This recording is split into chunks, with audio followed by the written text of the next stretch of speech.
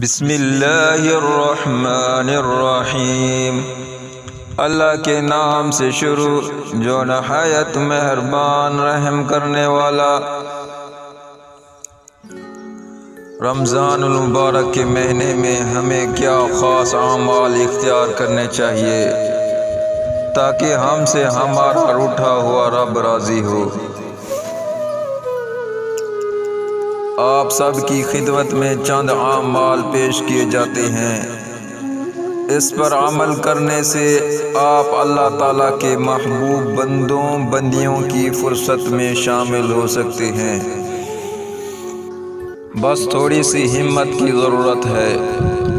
اپنے نفس کو کہہ دیں کہ بس ہم نے دنیاوی مصروفیات میں کافی وقت خرچ کیا، اب اس مبارک مہینے میں اپنے رب کو ہر حال میں راضی کرنے کی کوشش کرنی ہے، جس کے لیے درج ذیل اعمال کی ادائیگی لازم ہے۔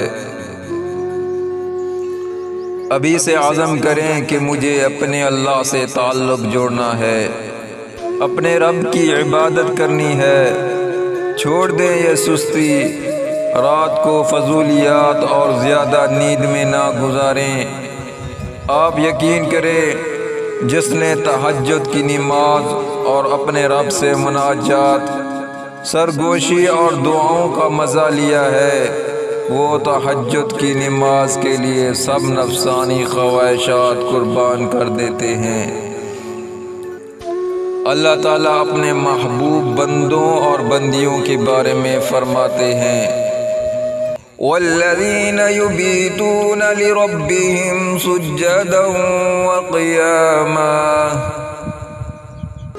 اور اللہ کے محبوب بندیاں وہ ہیں جو راتیں اس طرح گزارتے ہیں کہ اپنے پروردگار کے آگے کبھی سجدے میں ہوتے ہیں اور کبھی قیام میں۔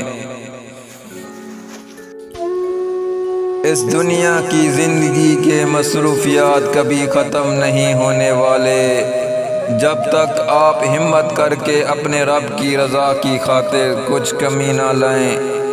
لہٰذا کم از کم رمضان المبارک میں شدید مصروفیات کے علاوہ عام مصروفیات ترک کر دیں۔ انٹرنیٹ کا بے جا غیر شرعی طور پر استعمال تو ویسے بھی حرام ہے، لیکن جو جائز استعمال ہو اس میں بھی خوب کمی لائیں۔ بس صرف شدید ضرورت کے وقت انٹرنیٹ اپلیکیشن جیسے واٹس ایپ وغیرہ کھول دیں، جیسے ہی ضرورت پوری ہو تو بند کر دیں۔ نیٹ سے تعلق جوڑنے کے بجائے اپنے رب سے تعلق جوڑے رکھیں۔ ہاتھ میں تسبیح ساتھ ہو اور کثرت سے پیارے اللہ کا ذکر زبان پر جاری ہو تو آپ کو عجیب دلی سکون محسوس ہوگا۔ حضرت ابو موسیٰ اشعری رضی اللہ عنہ سے روایت ہے کہ رسول صلی اللہ علیہ وسلم نے فرمایا، اس شخص کی مثال جو اپنے رب کا ذکر کرتا ہے اور جو اپنے رب کا ذکر نہیں کرتا، زندہ اور مردے کی طرح ہے۔ ایک دوسری حدیث میں رسول صلی اللہ علیہ وسلم نے فرمایا، صحت اور فراغت دو ایسی عظیم نعمتیں ہیں جن کے سلسلے میں بے شمار لوگ خسارے میں رہتے ہیں،